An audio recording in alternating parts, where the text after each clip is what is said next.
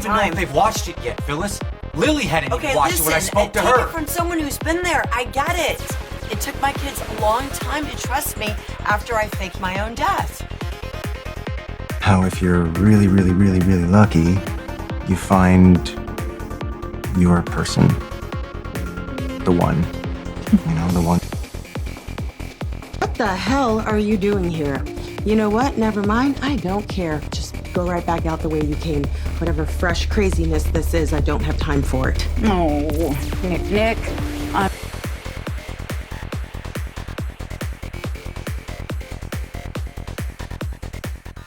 Hey, my bold and the beautiful fans, welcome back to the channel. And hey, soap lovers, buckle up because this episode of the Bold and the Beautiful slammed the door, kicked in the windows, and left us all picking up our jaws.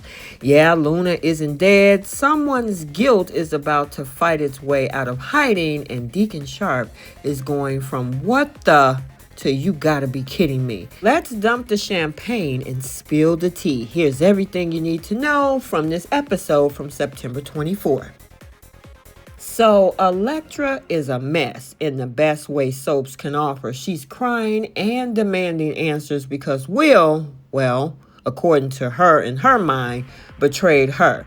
Now she wants to know who he was with, and after the drama, he blurts out it was Luna. Now, after all of that, the conversation of him being with, quote unquote, another woman before she gave up her V card to him the next night, yeah, it was a lot to take in. And now he drops Luna's name into the mix. Yeah, I mean, the face contortions of Electra. How could you do this to us? Originally, she thought it was Lainey.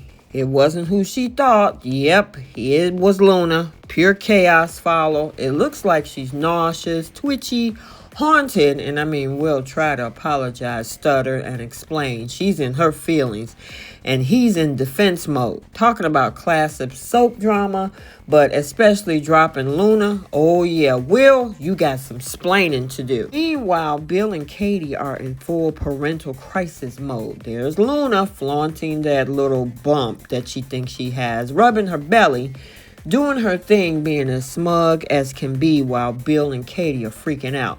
Bill is like, you know what, I'm gonna kill her. And Katie is like, look, you ain't murdering anyone. She tried to calm him down to remind him of what laws exist and what prisons look like. If Luna has this baby, if it's Will, they'll protect Will, get custody of the baby, take legal actions. And Bill admits he's tormented, that it's all his fault for the whole pardon.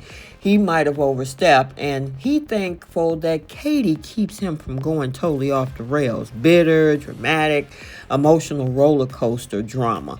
Luna, though, yeah, she's enjoying it. The smirk, the laughs, the smug belly rubs. Oh yes, the villainy is real. So then we have a conversation with Remy and Deke. Now Remy pulls Deke aside saying, don't mention me in whatever you're doing. I'll explain later. Yeah, because Electra is over there.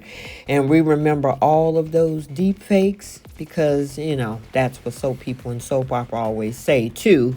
That ominous statement later. Now, Deke wonders if anybody knows the big secret that Luna is alive. Remy thinks not. Deke Will's attorney, and unbeknownst to these two guys, yeah, there's a few people who knows that she's alive. Over at Il Giardino, we see Deacon ordering extreme alcohol being thrown out. More like evidence. Like, I'm not going to deal with more drama. I'll do it later. Well, Deke arrives, and he and Deke hug. Deacon calls him not Little D anymore. Yes, the paternal love, but with heavy undertones of tension. Deke asks if he could put in a good word with Brooke over at Forrester. And it's interesting because Will is working at Forrester when Will actually have a legacy over at Spencer's. And then Deacon wants to turn this entire restaurant business over to his son, but yet he want to work at Forrester too. What is it about Forrester that everybody wants to be a designer? Anyway, Deke asks again if he could put that good word in with Brooke. He says yes because people change, or say they do. Then Deke drops the bomb. I ran into her. Deacon was like, who? Deke was like, Luna. especially after the conversation about Tom and Hollis and how Luna is gone. Well, unfortunately for Deacon, he finds out that Luna is still alive. And we got to pause because Deacon's face is like, that's impossible. But Deke confirms Luna is still alive. Now, Sheila's lurking, pacing in the supply room, rehearsing her confession. She's ready to now tell Deacon what she knows about Luna. And I mean, she should probably hire a good PR agent at this point.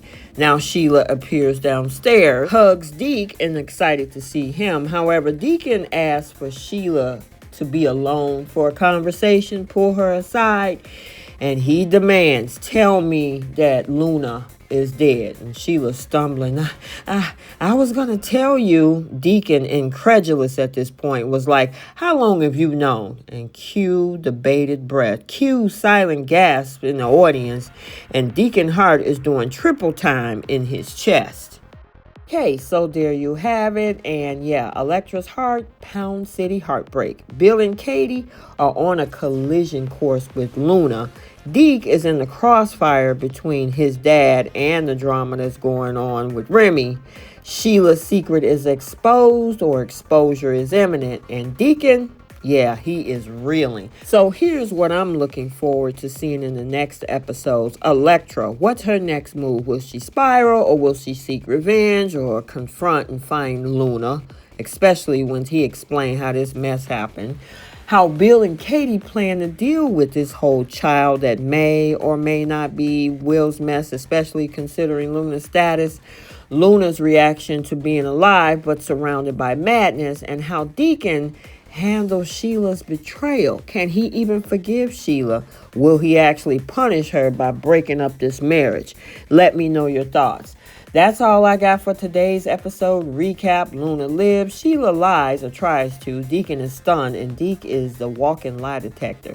If you like this, hit that like, subscribe, and drop your favorite moment in the comments. What do you think Deacon does next? Rip Sheila a new one, or tries to hold on to love anyway? Until next time, we'll see you all soon. Bye, Soapies.